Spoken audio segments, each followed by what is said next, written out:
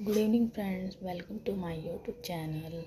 My name is Dipali. As a nursing officer आज हम बात करेंगे कि आप एक 12th के बाद नर्सिंग को कैसे अपना प्रोफेशन बना सकते हैं। उसके लिए आपके पास ऑप्शन होते हैं कि आपको पहले 12th अपनी PCM यानी कि आपको बायो, मैथ और केमिस्ट्री इन सब्जेक्टों से आपको पहले 12th कंप्लीट करना होता है।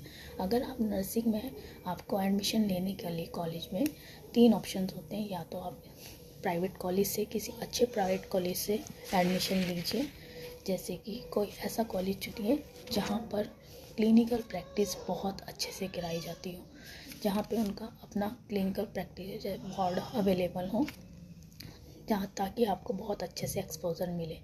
सेकंड, या तो आप किसी स्टेट कॉलेज के लिए एग्ज़ाम दीजिए। हर साल स्टेट कॉलेज के लिए गवर्नमेंट सीट्स निकलती हैं, उसमें आप एग्ज़ाम दीजिए। तो उसके और थर्ड ऑप्शन आपके पास होता है सेंट्रल से, जैसे जो गवर्नमेंट कराती है, जैसे एम्स कराता है। एम्स आपको सीट्स एम्स की अपनी सीट होती हैं सारी एम्स में नर्सिंग प्रोफेशन की। उसके थ्रू जब आपका रैंक आता है तो उसके अकॉर्डिंग आपको एम्स प्रोवाइड किया जाता है, जहाँ से आप बहुत कम प्राइस में नर्सिंग कर सकते हैं।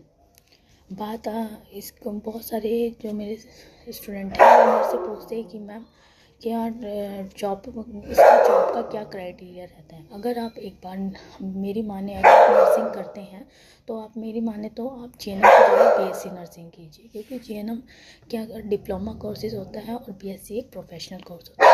GNM 3rd ईयर कोर्सेज है और डिप्लोमा BSc एक डिग्री कोर्स है।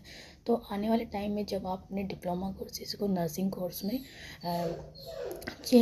डिग्री में चेंज करना चाहेंगे तो आपको उसके लिए अलग से टाइम देना पड़ेगा, 2 ईयर का टाइम देना पड़ेगा, यानी कि आपको पोस्ट BSc करना पड़ेगा, तब जाके आपको डिप्लोमा कोर्सेज को आप BSc में कन्वर्ट कर सकते हैं। तो इसके बाद इससे अच्छा है कि आप BSc में एडमिशन लें और अपना 4 साल का वो कोर्स होता है उसे कंप्लीट कीजिए। उसके बाद जैसे ही आपका 4 साल का कोर्स कंप्लीट होता है तो गवर्नमेंट की तरफ से बहुत सारे जॉब्स के लिए रिक्रूटमेंट की जाती हैं, जैसे सेंट्रल के अलग और स्टेट के अलग। तो अगर आप स्टेट गवर्नमेंट या सेंट्रल गवर्नमेंट में जॉब करना चाहते हैं तो मैं आपको यही सलाह दूंगी कि पढ़ने के लिए आप अपने आप भी पढ़ सकते हैं, पर मैं तो यही कहूँगी जैसे मैंने तैयारी की थी तो आप अपनी साइड बाय साइड आप अपना एक कोई जब तक आप कहीं भी सेंट्रल या स्टेट गवर्नमेंट में सेलेक्ट नहीं होते हैं, कहीं भी जॉब कीजिए, प्रैक्टिस कीजिए अपने रूटीन खर्चे के लिए, और इससे आपकी प्रैक्टिस भी होती रहेगी और साथ में अब आप एक अच्छे सेंट्रल जॉब के लिए भी तैयारी करते रहिए। जैसे कि आप अगर आप एम्स में जॉब करना चाहते हैं, एम्स हो गया, ESI हो गया, दिल्ली के सेंट्रल गवर्नमेंट हॉस्पिटल हो गए, जिपमर हो गया, SGPGI हो गया, इन सब की तैयारी के लिए आप शुरू से ही तैयारी कीजिए।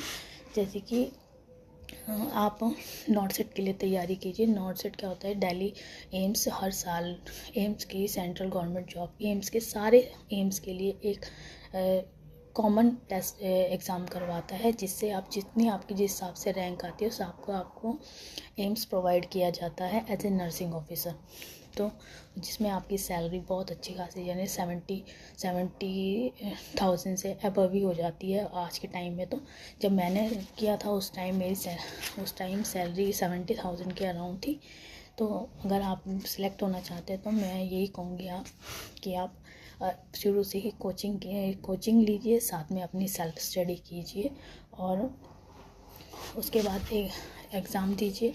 अगर आप एग्ज़ाम में क्लियर हो जाते हैं तो आपको अपनी मनपसंद एम्स भी मिल जाएगा और एक अच्छी जॉब आप अपनी कर पाएंगे और अपनी फैमिली को भी खुश रख पाएंगे।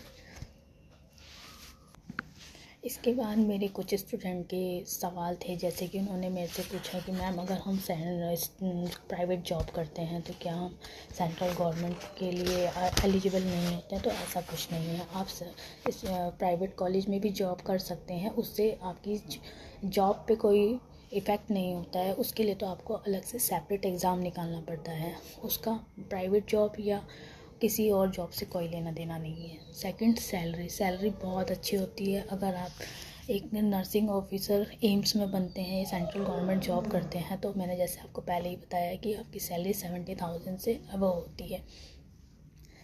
थर्ड, आपको बहुत सारी फैसिलिटीज़ प्रोवाइड की जाती हैं, अलाउंसेस आपके बहुत अच्छे होते हैं। तो मैं आपको यही कहूँगी कि आप बहुत अच्छे से पढ़ाई कीजिए अपनी और एक अच्छी जॉब को पाइए। तो आज के लिए इतना ही। अगर आपको कोई भी डाउट है तो आप मुझे पर्सनल मैसेज कर सकते हैं। आज के लिए इतना ही। Thank you.